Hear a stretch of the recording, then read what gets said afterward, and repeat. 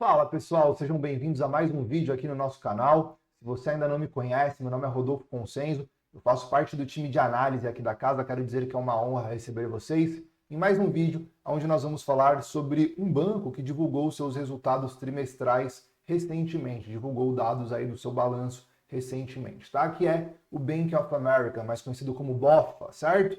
Bom, ele tinha um lucro por ação projetado de 0,76 centavos de dólar e ele divulgou um lucro por ação projetado de 0,83, ou seja, acima das expectativas. E também a sua receita projetada, que era de 25,49 bilhões de dólares, foi divulgado em 25,8 bilhões de dólares. Então, tanto lucro por ação quanto receita superaram as expectativas, superaram aí as projeções de mercado, certo? Eu quero trazer algumas informações tanto fundamentais para vocês acerca do ativo, quanto uma análise de preço para vocês. Vamos começar primeiro com as informações fundamentais. Eu estou aqui com a plataforma da XStation aberto. O código do BOFA, né, do Bank of America, é BAC, B-A-C, beleza?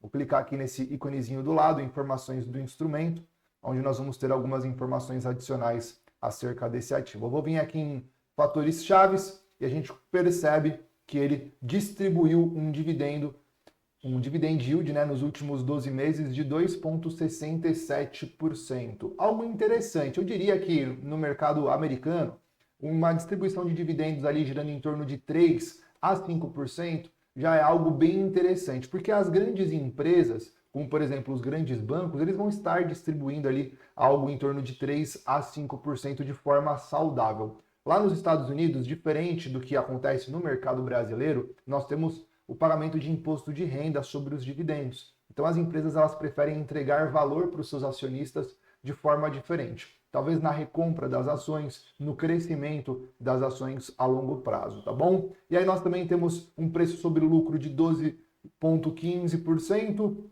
um PVP de 1,05%, então são informações que eu considero também interessantes para um banco.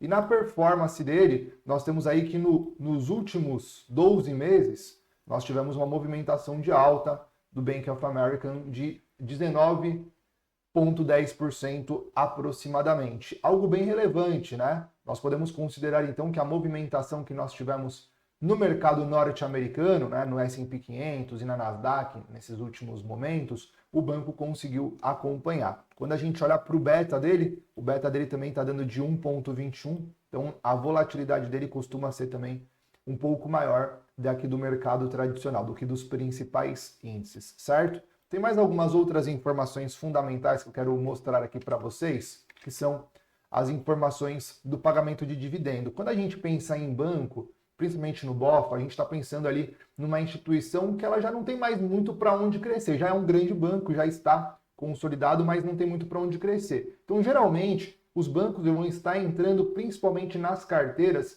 previdenciárias. Aquelas carteiras que têm a intenção, né, o objetivo final de estar recebendo dividendos, seja no D0, no presente momento, ou seja pensando no longo prazo, certo? E a gente percebe aqui no histórico de pagamentos de dividendo do Bank of America, vou até colocar aqui na cor preta, né, do Bank of America, né, que ele começou aí a pagar dividendos em 2000, chegou a pagar dividendos até 2008, podemos até considerar, né, de uma forma consistente e também crescente, só em 2004 que teve uma quedinha, depois em 2005 já recuperou e continuou subindo. Em 2008, o que nós tivemos, senhoras e senhores?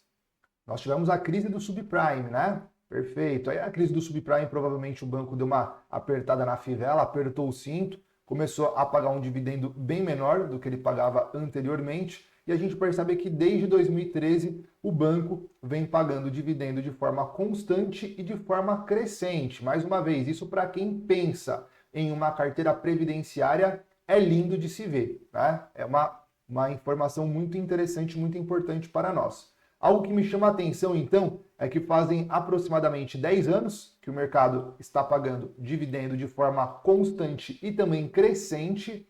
Em 2020, quando nós tivemos a crise do coronavírus, ele não deixou de pagar dividendo e ele também aumentou o pagamento de dividendo para os seus acionistas. Isso significa uma coisa, senhoras e senhores, que provavelmente, se por acaso acontecer alguma crise futura, provavelmente ele continue pagando dividendos, tá? Então, nas piores crises que nós tivemos aí nos últimos 20 anos, em 2008, a crise do subprime, ele precisou apertar um pouquinho a cinta, mas em 2020, aparentemente, pelo menos na parte de pagamento de dividendo, ele conseguiu se sair muito bem. Então, isso é um histórico excelente para o ativo. Outra coisa que nós temos aqui também nos dados fundamentais da empresa, acerca do PL, né? A gente tem aí um PL médio de 63,75. Entretanto, se a gente comparar com os últimos 5 anos, vamos pegar aqui a partir de 2019 e tal. 2019, 12,19. 2020, 15,92. 11,76. 10,18. 10,70. Hoje ele está trabalhando aí com 11,27. Então, se a gente considerar a média dos últimos 5 anos, tá dentro, tá interessante. Tá bacana esse PL que ele está trabalhando, então não está muito fora. O ideal seria a gente comparar também com outros bancos. A gente não vai entrar numa análise tão profunda assim. O ideal seria a gente comparar com outros bancos do mesmo segmento, vamos dizer assim, do público de varejo, mas a gente não vai entrar tão fundo assim, ok? Outra informação aqui que nós temos acerca do Bank of America na parte fundamental é o PVP do banco. Atual, está trabalhando aí por volta de 0,96. Se a gente considerar a média também dos últimos anos, a gente percebe que ele está trabalhando abaixo da média, né? Comparado aí com 2023, 2022, 2021, 2020, 2019. Então ele trabalha abaixo dessa média. E até a média global é de 0,87, ele trabalha a 0,96. Então está tranquilo, não está nada fora. Eu consideraria então para os dados fundamentais deste banco, show de bola, tá tudo certo, não vejo nenhum problema, ele passaria tranquilamente no meu critério para entrar em um estudo para portfólio. Lembrando que o que nós estamos fazendo aqui não é uma recomendação, nós estamos apenas fazendo um estudo de caso do banco, então não se enquadra em recomendação de compra ou de venda de nenhum ativo e também lucros passados não garantem lucros futuros, beleza? Aqui eu trouxe as informações técnicas do Bank of America, coloquei no gráfico semanal, tracei aqui os principais pontos de suporte e de resistência que nós temos. A máxima histórica do banco, está trabalhando aqui, ó, próxima região de preço dos 55 dólares. Hoje ele trabalha a 35,76 aproximadamente. Tivemos uma movimentação de alta interessante aí para o ativo desde 2020, ó, ele vem trabalhando uma movimentação de alta interessante. Recentemente, ele apresentou uma queda mais acentuada. O principal fundo dessa movimentação de alta que nós temos, esse fundo aqui, né, que é o fundo de 2019, o fundo da época do Covid. É o principal fundo que nós temos de toda aquela movimentação de alta que nós estamos vendo aqui no passado, tá bom? É o principal fundo. Então, teoricamente falando, ele não chegou a testar essa região de preço, ele parou antes aqui próximo aos 26 dólares e 33 centavos, mas nós não podemos negar que ele fez um novo fractal nessa movimentação de queda, né? Ó, começou a movimentação de queda, aí trabalhou um pouco mais lateral nesse momento, perdeu as regiões de fundo anterior, só que não conseguiu dar continuação na movimentação de queda. Tanto que, nessa movimentação, ele apresenta uma quebra de estrutura. Ó. A partir do momento que ele rompe essa região de topo, ele apresenta, então, a famosa quebra de estrutura, onde nós conseguimos projetar aí alguns alvos para o mercado daqui para cima. Inclusive, eu já até deixei pré-projetado aqui na tela para facilitar as nossas regiões de marcação, tá? Então vamos traçar aqui para vocês poderem observar junto comigo. Vou pegar dessa mínima até esta máxima e aqui nós temos a projeção então desta quebra de estrutura. Ó, a partir do momento que o mercado faz essa movimentação de queda, o principal topo que ele não poderia romper é justamente esse topo aqui. Então, por isso que eu estou projetando a minha quebra de estrutura a partir deste topo. A partir do momento que essa região de preço ela é rompida, então nós temos a quebra de estrutura. Fechou?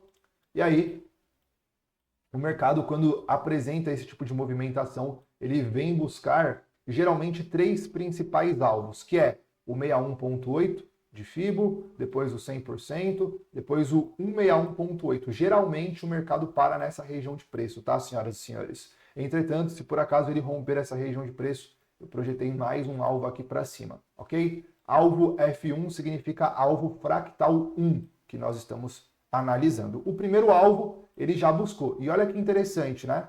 Ele busca o nosso primeiro alvo, nosso primeiro fractal, e o mercado para por ali.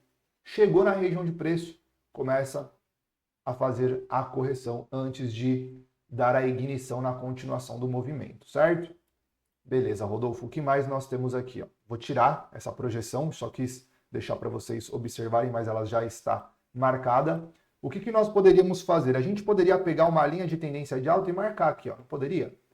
Poderia tranquilamente. E marcando aqui as linhas de tendência de alta. Só que a tendência natural do mercado é fazer o rompimento dessas linhas e nós temos as principais regiões de fundo deste outro fractal, desta outra movimentação de alta. Quais são os principais fundos? Essa movimentação de alta, ele faz a nossa correção. Outra movimentação de alta, mais uma correção. Outra movimentação de alta, mais uma correção. Então nós temos os principais fundos que, teoricamente falando, ele não poderia perder, porque se ele começa a perder algumas regiões de fundo, ele começa a fazer o que nós chamamos de quebra de estrutura. Igualzinho essa quebra de estrutura que ele fez aqui, ó, a partir do momento que ele começa a romper os fundos anteriores, que seria esse fundo e esse outro fundo, aí nós temos de novo uma quebra de estrutura na continuação do movimento de queda. Se ele faz isso daqui, ó, e quebra essa estrutura, aí nós podemos ter uma continuação da tendência de baixa. Poderíamos até dizer que o mercado entrou em uma consolidação, deixando as nossas regiões de topo aqui em cima e deixando as nossas regiões de fundo aqui embaixo. Ainda não é o caso, tá? Ainda não é o caso, ainda temos perspectivas para o mercado continuar subindo. Eu vou tirar do gráfico semanal e vou colocar no gráfico diário para a gente conseguir enxergar com zoom essa movimentação de preço. Olha aqui, ó. Nessa movimentação de alta que o ativo apresenta, olha que interessante, né? Ele sobe, vamos pegar aqui a seta, ele sobe, corrige um pouquinho, sobe, corrige mais um pouquinho, sobe, corrige mais um pouquinho, sobe, aí ele corrige um pouco mais forte, sobe, corrige um pouco mais forte, depois ele vai subindo e corrigindo um pouquinho, subindo e corrigindo um pouquinho. Então essas movimentações de preço, que eu quero chamar a atenção de vocês, olha essa correção, ó, é uma correção de 5% aproximadamente. Aí uma outra correção de 3% aproximadamente. Outra correção de 3% aproximadamente. Agora, quando ele corrige aqui, ó, já é uma correção mais profunda, de quase 10%. Aqui uma outra correção um pouco mais profunda. Já é uma correção ó, de quase 8%. Então, essas correções que são mais profundas, a gente precisa tomar cuidado. Porque a partir do momento que o mercado perde esses níveis de preço, de correção, é aqui que os vendedores começam a ganhar dinheiro. Por enquanto, o vendedor não está ganhando dinheiro. A partir do momento que perde esses níveis de correções mais profundas, aí nós temos um problema. Então, deixa eu mostrar para vocês o que eu tracei aqui para ficar mais simples de vocês enxergarem.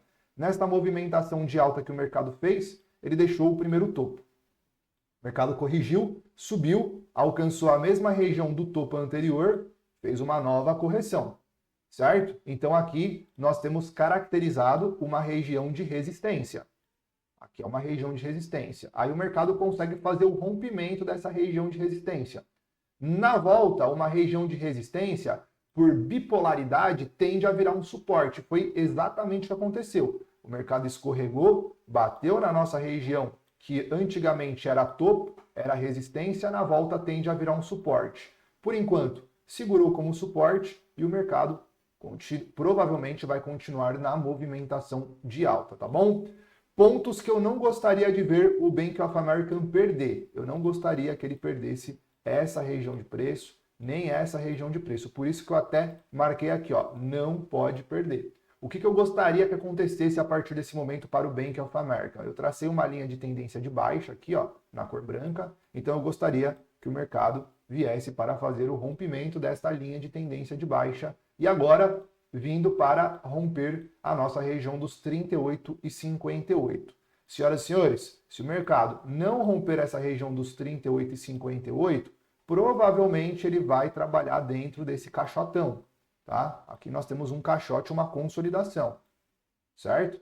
Aí se o mercado não conseguir romper os 38,58, provavelmente ele vai trabalhar aqui em cima nos 38,58 como resistência e aqui embaixo nos 26,33 como suporte, certo? Então, para o mercado ganhar força, ele vai precisar romper esses níveis, essas regiões de preço. Fechou? Agora eu quero saber de você. Você gostou da nossa análise de Bank of America? Você colocaria a Bank of America no seu portfólio?